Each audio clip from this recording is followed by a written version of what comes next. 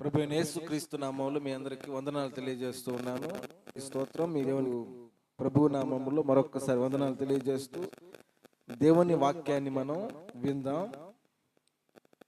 ప్రతి ఒక్కరికి కూడా అభివృద్ధి పొందాలి, ఆశీర్వదించబడాలి అనేది సహజంగా ఉంటుంది.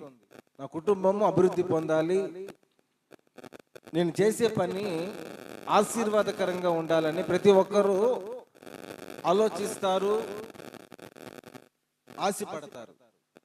ఆశపడము తప్పులేదు, మరి కోరుకోవడం కూడా తప్పులేదు. ఎందుకంటే దేవుడు మనల్ని ఆశీర్వదించాడు. దేవుడు మనల్ని ఆశీర్వదించి అభివృద్ధి పొందండి, మీరు అభివృద్ధి చెందండి అని దేవుడు ఆటోమేటిక్గా ఆయన వాక్యంలో మనకు తెలియజేస్తున్నాడు. అయితే బైబిల్ గ్రంథంలో దేవుడు మనల్ని అభివృద్ధి పొందమని చెప్పి ఉన్నాడు. అయితే మనం అభివృద్ధి పొందాలి అనే ఆశ మనకుంది. లేఖనముల ద్వారా మనం గమనిస్తే ఎవరు అభివృద్ధి పొందారు, ఎవరు అభివృద్ధి పొందలేకపోయారు అనే విషయాలు కొన్ని మనం చూద్దాం రండి. మొదటిగా దేవుడు అభివృద్ధి పొందమని చెప్పిన విషయాన్ని మనం చూద్దాం. ఆదికాండము 1వ అధ్యాయం 22వ వచనంలో మనకి స్టార్టింగ్ లోనే దేవుడు చేసిన యొక్క కార్యం ఇది. ఆదికాండము 1వ అధ్యాయం 22వ వచనం 28వ వచనం. దేవుడు వారిని ఆశీర్వదించెను, ఎట్లనగా మీరు ఫలించి అభివృద్ధి పొంది విస్తరించి భూమిని నిండించి దానిని లోపరుచుకొనుడి, సముద్రపు చేపలను ఆకాశ పక్షులను భూమి మీద ప్రాకు ప్రతి జీవిని ఏలుడని దేవుడు వారితో చెప్పాను. చూడండి, మొదటగా దేవుడు ఈ భూమి మీద అభివృద్ధి పొందండి అని సముద్రంలో ఉండే చేపలకి చెప్పాడు. సముద్రంలో చేపలు ఆ యొక్క అభివృద్ధి పొందాలని చెప్పాడు. ఈరోజు మనం సముద్రాల్లో చూస్తే లెక్కలేని రకాలు మనకి చేపలు కనబడతాయి. కొన్ని రకాలైన చేపలు అవి మట్టి వల్లేగా ఉంటాయి, కానీ అవి చేపే. చూడడానికి మట్టిలాగే ఉంటుంది, అది చేపగా ఉంటుంది. రకరకాలైన చేపలు, ఇన్ని చేపలు ఈ యొక్క సముద్రంలో ఎలా వచ్చాయంటే దేవుడు వాటిని అభివృద్ధి పరిచాడు.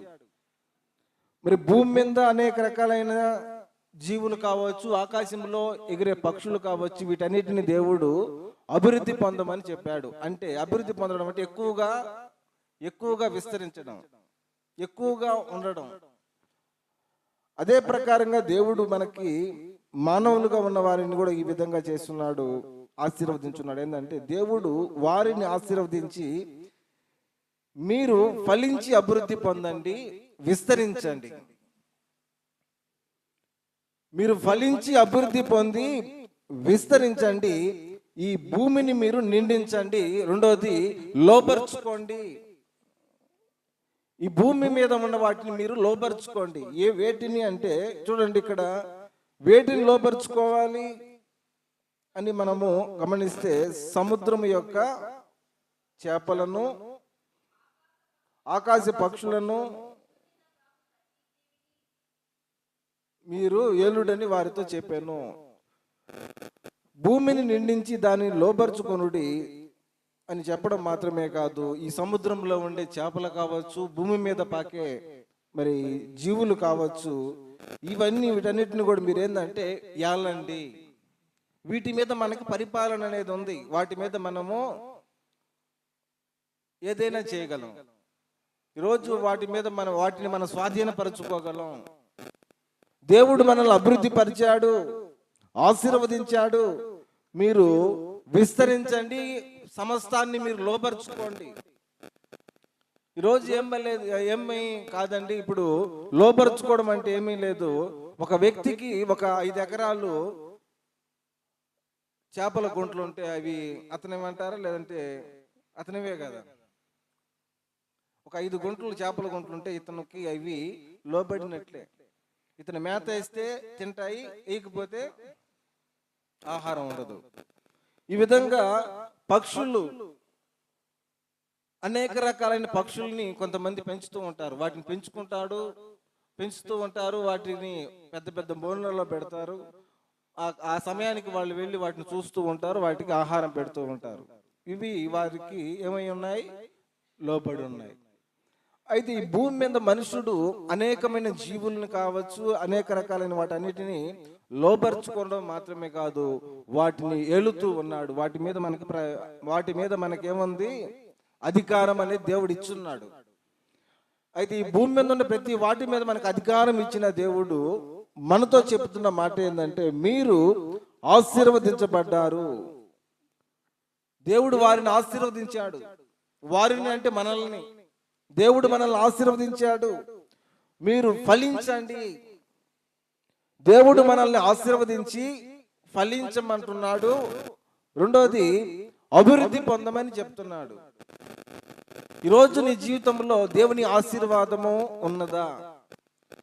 దేవుని యొక్క ప్రతిఫలం అనేది నువ్వు పొందుతున్నావా? అభివృద్ధి అనేది నీ జీవితంలో కలిగి ఉన్నావా లేదా అనేది ఒకసారి నువ్వు ఆలోచన చేసుకోవాలని దేవుడిని వాక్యం ద్వారా నేను మీకు తెలియజేస్తూ ఉన్నాను. అయితే దేవుడైతే వారిని ఆశీర్వదించి ఫలించి అభివృద్ధి పొందమని చెప్పాడు. అయితే మనం మన యొక్క జీవితంలో మన యొక్క పరిస్థితి ఎలా ఉంది అనేది ఒక్కసారి మనము ఆలోచన చేయవలసిందిగా ఈ సమయంలో నేను మీకు తెలియజేస్తూ ఉన్నాను. అయితే మరొక విషయాన్ని మనము గమనిస్తే ఆదికాండంలోనే 30వ అధ్యాయం 30వ వచనంలో ఒక మాట మనం చూద్దాం. ఆదికాండం 30వ అధ్యాయం 30వ వచనం. నేను రాక మునుపు నీకుండినది కొంచెమే, అయితే అది బహుగా అభివృద్ధి పొందెను.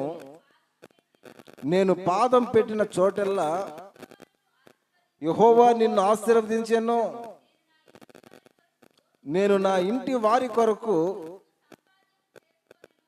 ఎప్పుడు సంపాద్యము చేసుకొందునో అప్పుడు అతడు నేను నీకేమి ఇవ్వాలని అడిగినందునకు యాకోబు, నీవు నాకేమీ ఇవ్వవద్దు,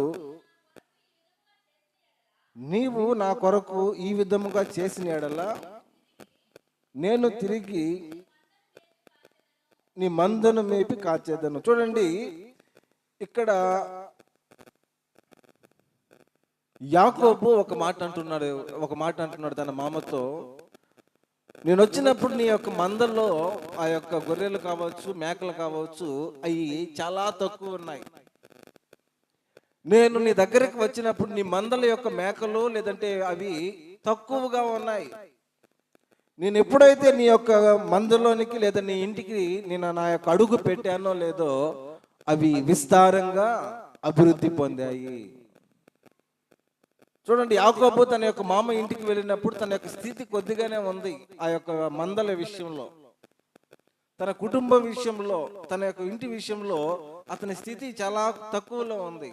ఎప్పుడైతే యాకోబు తన ఇంటిలోనికి ప్రవేశించాడో, ఎప్పుడైతే యాకోబు తన ఇంట్లో అడుగు పెట్టాడో, తన యొక్క మేక మందలు విస్తరించాయి, అభివృద్ధి పొందాయి. కారణం ఏంటంటే యాకోబుని దేవుడు ఏం చేస్తున్నాడు అంటే, ఆల్రెడీ ముందుగానే ఒక యాకోబుకి దేవునికి మధ్య ఒక వడంబడిక అనేది ఒకటి ఉంది. దానివల్ల ఇలా జరిగింది. చూద్దాం, వెనక్కు రండి. ఆ మాట మనము ఎందుకు ఇలా జరిగింది అనేది ఒక్కసారి మనం ఆలోచన చేస్తే, ఇక్కడ ఒక వడంబడిక ఉన్నది కాబట్టి ఇది ఇలా జరిగింది. యాకోబుతో దేవుడు ఆల్రెడీ ఒక మాట మాట్లాడేస్తున్నాడు. ఆ మాట ఏంటో మనం ఇక్కడ చూద్దాం. 28వ అధ్యాయం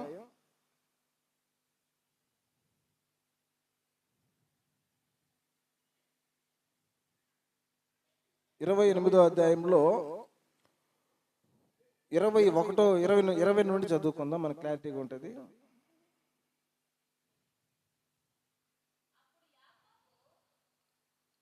పదహారు నుంచి చదువమ్మా, లేకుంటే బాగా మనకి.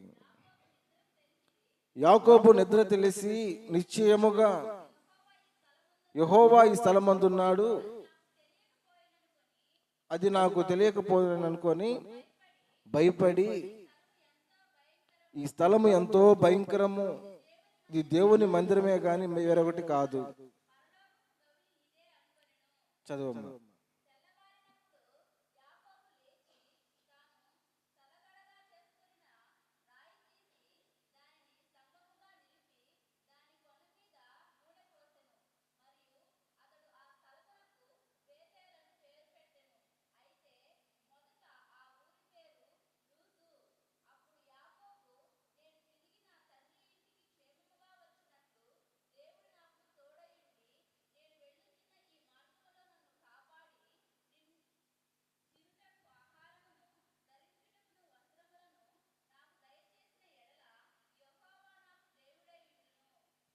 యెహోవా నాకు దేవుడు, యెహోవా నాకు దేవుడై ఉండెను. చూడండి, చదువు అమ్మ, కింద భాగం కూడా చదువు.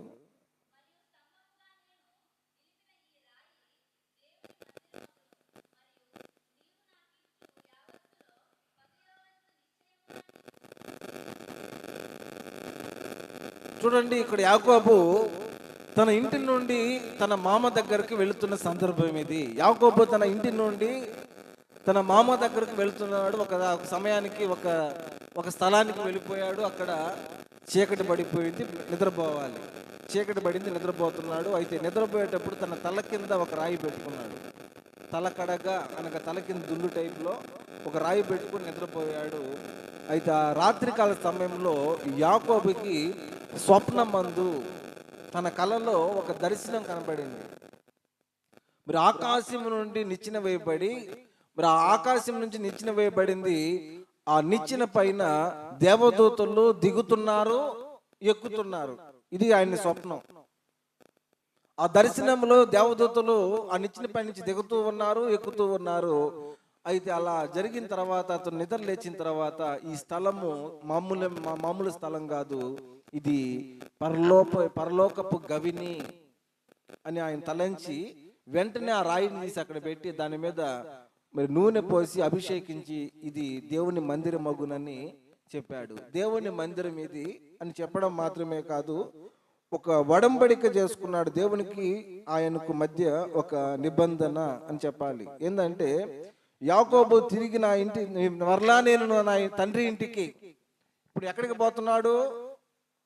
తన మామగారి ఇంటికి పోతున్నాడు. నేను మరలా నా ఇంటికి నేను తిరిగి వచ్చే వరకు నీవు నాకు చేయాల్సింది ఏంటంటే నేను క్షేమంగా ఉండాలి. హల్లెలూయా. నేను వెళ్తున్నాను, నేను మరలా ఇంటికి వచ్చేంత వరకు నాకేముండాలంటే క్షేమము. నేను క్షేమంగా ఉండాలి, మరి నీవు నాకు తోడై ఉండాలి. రెండోది, నా మార్గంలో నన్ను నీవు కాపాడాలి. నా మార్గంలో నీవు నన్ను కాపాడాలి. నాకు తినడానికి ఆహారము, ధరించుకోవడానికి వస్త్రములు నాకు దయచేయి ప్రభువా. ఇలా నువ్వు చేసినప్పుడే నీవు నాకు దేవుడై ఉంటావు. అంత మాత్రమే కాదు, నేను సంపాదించిన సంపాదన యావత్తులో నేను నీకు 10వ వంతు చెల్లిస్తానని ఒక ఒడంబడిక చేసుకున్నాడు. నేను నా యొక్క తండ్రి దగ్గర నుంచి నేను మా మామగారి ఇంటికి వెళ్తున్నాను. నేను వెళ్తున్న మార్గములో నీ మరలా తిరిగి వచ్చేంత వరకు నీవు నాకు క్షేమము దయచేయి. నేను క్షేమంగా ఉండాలి. నీవు మార్గంలో నన్ను కాపాడు. ఏ విధమైన ఇబ్బంది నాకు కలగకూడదు. నన్ను కాపాడుతూ ఉండాలి. నాకు తినడానికి ఆహారం కావాలి, వేసుకోవడానికి వస్త్రాలు కావాలి. ఇవన్నీ నాకు ఇస్తూ నీవు నాకు దేవుడిగా ఉండాలి. ఎల్లప్పుడూ నేను పిలిస్తే నాకు నీవు సహాయం చేస్తూ ఉండాలి. ఇలా నీవు నాకు కావలసిన వాటన్నిటిని క్షేమమును, కాపుదల ఇస్తూ, ఆహారం ఇస్తూ, వస్త్రాలు ఇస్తూ ఎల్లప్పుడూ నీవు నాకు తోడుగా ఉన్నట్లయితే నేను కష్టపడిన దాంట్లో 10వ వంతు నేను నీకు చెల్లిస్తానని ఒక నిబంధన చేసుకొని యాకోబు అక్కడి నుంచి అక్కడికి వెళ్ళాడు. మామగారి ఇంటికి వెళ్ళాడు. ఆ ఇంటిలోనికి వెళ్ళి ఆ ఇంట్లో తన కాలు పెట్టి తన పని ప్రారంభించాడు. ఆ దినము ఆ యొక్క మామగారి యొక్క ఇంట్లో మందలు చాలా తక్కువ ఉన్నాయి. మందలు చాలా తక్కువగా ఉన్నాయి. మేకలు కావచ్చు, గొర్రెలు కావచ్చు, చాలా తక్కువే ఉన్నాయి. అవి విస్తారంగా అభివృద్ధి పొందాయి. లెక్కలేనన్నిగా విస్తారంగా అభివృద్ధి పొందాయి. కారణం ఏంటంటే యాకోబు తెలివైన వాడని కాదు, యాకోబుకు దేవుడు తోడై ఉన్నాడు కాబట్టి తన మామగారి యొక్క ఇంటిన అభివృద్ధి అనేది అక్కడ కనబడింది. తన మామగారి యొక్క ఇంటిలో అభివృద్ధి కనబడింది. అభివృద్ధి కలగడానికి కారణము ఇతను ప్రార్థన చేశాడు. ఈరోజు మనము అభివృద్ధి పొందాలంటే మనం ఊరికనే అభివృద్ధి పొందాం. ఊరకనే ప్రభు నన్ను అభివృద్ధి పరిచయాన్ని నన్ను దేవుడు అభివృద్ధి పరచడం లేదే, ఆశీర్వదించడం లేదే అనేది మనం అనుకోవడం కాదు. మనం ఏం చేయాలంటే నీ సన్నిధికి నేను వస్తున్నాను ప్రభువా, నాకు క్షేమము దయచేయి. ఆయన ప్రభువుని మనం అడగాల్సిన విషయాలు ఇవి. నాకు క్షేమము దయచేయి, నన్ను కాపాడయ్యా, నాకు ఆహారం దయచేయి, వస్త్రాన్ని దయచేయి, ఎల్లప్పుడూ నీవు నాకు దేవుడై ఉండు అని మనము దేవునికి ఒక లింకుల్లో మనం ఉండాలి. ఒక సంబంధం అనేది మనకి ఆయనకు మధ్య ఉండాలి. మరి మనము కూడా ఏదైనా మనం చేసేవారిగా ఉండాలి. దేవుడు చేయాల్సిన వాటన్నిటిని ఆయన చేయమని చెప్పాడు. తను చేయాల్సిన దానిని కూడా ఆయన చెప్పుకున్నాడు. కాబట్టి ఇలా చెప్పాడు కాబట్టి ఇక్కడ తన మామగారి ఇంట్లో అభివృద్ధి అనేది ఖచ్చితంగా ఇక్కడ జరిగిందని మనము ఇందాక చదువుకున్నాం. 30వ అధ్యాయం 30వ వచనంలో మనం చూసాము, తన మామ ఇంట్లో ఏం జరిగింది అంటే, అప్పుడు నేను రాకమునుపు నీ కుండినది కొంచెమే, అయితే అది బహుగా అభివృద్ధి పొందేను. నేను పాదం పెట్టిన చోటల్లా యెహోవా నిన్ను ఆశీర్వదించాడు. కారణము నా దేవుడు నా పక్షంగా ఉన్నాడు కాబట్టి నేను ఎక్కడికైతే వచ్చానో అక్కడంతా కూడా ఆశీర్వాదం అనేది జరిగింది. తన మామతో చెప్తున్నాడు, నేను రాకమునుపు నీకు కొంచెమే ఉండింది, నేను పాదం పెట్టిన చోటల్లా అది ఏ పనైనా సరే ఆ స్థలం అంతా కూడా అభివృద్ధి పొందింది. ఈరోజు నీవు నీ ఇంటికి ఆశీర్వాదకరంగా ఉండాలి. నువ్వు వెళుతున్న ఒక వ్యాపారస్తుడికి అది ఆశీర్వాదకరంగా ఉండాలి. నువ్వు చేస్తున్న పని నీకు ఆశీర్వాదకరంగా ఉండాలి. నీ కుటుంబానికి నువ్వు ఆశీర్వాదకరంగా ఉండాలి. అలా ఉండాలంటే నీకు దేవుడు తోడు ఉండాలి. నేను ఎన్నోసార్లు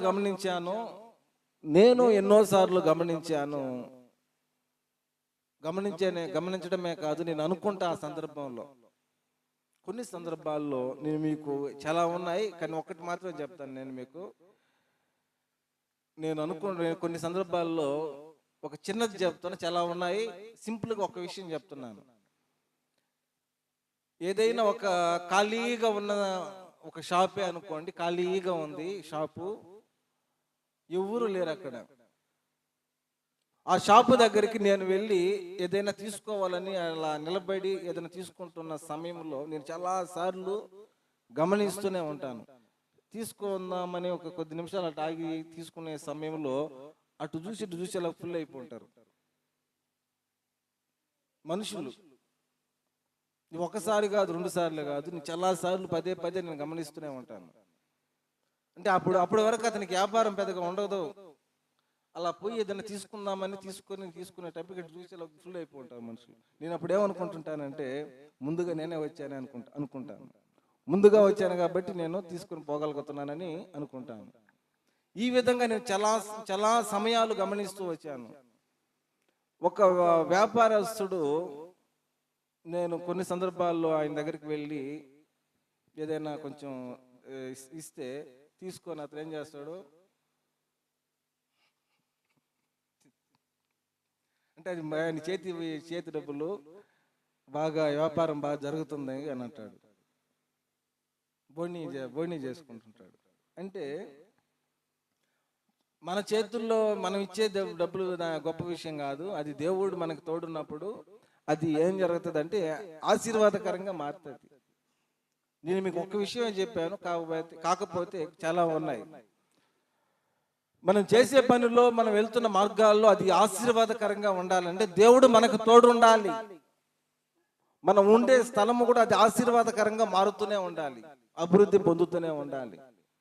అలా జరగకుండా కొంచెం ప్రాబ్లాలు వచ్చాయంటే దేవుడికి మనకి మధ్య ఆయన మాట వినకుండా కొన్ని తప్పుడు నిర్ణయాలు, తప్పుడు మార్గాలు, తప్పుడు అనగా దేవునికి వ్యతిరేకమైన విషయాల్లో కొన్నిటిని మనం అనుసరించి ఉన్నట్లయితే ఇవన్నీ కూడా రివర్స్ అయిపోతాయి.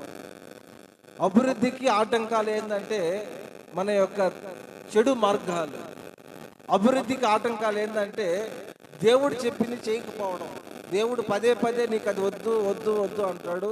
ఇలా చేయొద్దు అని ఆయన పదే పదే తెలియజేస్తూనే ఉంటాడు. అది వాక్యం ద్వారా కావచ్చు, సేవకుల ద్వారా కావచ్చు, కొన్ని సందర్భాల్లో చిన్న బిడ్డల ద్వారా కూడా దేవుడు మాట్లాడతాడు. చిన్న బిడ్డలు వాళ్ళకేమీ తెలియదు, వాళ్ళ ద్వారా కూడా కొన్ని సందర్భాల్లో దేవుడు మాట్లాడతాడు. నిజమంటారా కాదంటారా? చిన్నపిల్లలతో వాళ్ళ ద్వారా కూడా కొన్ని సందర్భాల్లో దేవుడు మాట్లాడతాడు. ఏమిలే మనం మౌనంగా ఉన్నప్పుడు ఒక చిన్న బిడ్డ వచ్చి సడన్గా ఒక మాట అంటాడు. ఆ మాట చాలా పవర్ఫుల్ మాట, చాలా విలువైన మాట. ఆ మాట అప్పుడు ఆలోచన చేసి ఇది దేవుని యొక్క సందేశం ఉన్నట్టుందని ఆలోచన చేసి దాని ప్రకారం మనం నడుచుకోవాలి. భయపడాలి దేవుని యొక్క వాక్యానికి. కాబట్టి చిన్న పిల్లల ద్వారా మాట్లాడతాడు, సేవకుని ద్వారా మాట్లాడతాడు, మరి కొన్ని పరిస్థితుల ద్వారా కూడా దేవుడు మాట్లాడుతూ ఉంటాడు. అయితే ఏది ఏమైనప్పటికీ మనకు దేవుడు తోడున్నట్లయితే మనం వెళుతున్న ప్రతి స్థలంలో దేవుడు మనల్ని ఆశీర్వదిస్తాడని ఈ సందర్భంలో నేను మీకు తెలియజేస్తూ ఉన్నాను. ఇంకా మరొక విషయాన్ని కూడా మనము చూద్దాం. 35వ అధ్యాయం 11వ వచనం, ఆదికాండం 35వ అధ్యాయం 11వ వచనం. తనకు అబ్రహాముకు ఒక వాగ్దానం చేశాడు. నేను అబ్రహామునకు ఇసాకునకు ఇచ్చిన దేశం నీకు ఇచ్చేదను. ఎవరితో చెప్తున్న మాటలు ఇవి అంటే యాకోబుతో చెప్తున్న మాటలు. పైన మనకు 9వ వచనం చదువుకుంటే మనకు క్లారిటీగా ఉంటుంది. చూడండి, యాకోబు తిరిగి అతనికి ప్రత్యక్షమైన అతన్ని ఆశీర్వదించును. అప్పుడు దేవుడు అతనితో నీ పేరు యాకోబు ఇక మీదట అనబడదు. చదువమ్మా. చూడండి, ఇక్కడ యాకోబు అనే పేరు ఇంకా అనబడదు. యాకోబు అనగా మోసగాడు అని అర్థం. ఇది మొదలుకొని నీ పేరు ఇజ్రాయేలే. అయితే ఇజ్రాయేల్ అయిన నీవు నీ స్థితి ఎలా మారబోతుందంటే నీవు ఫలించి అభివృద్ధి పొందుతావు.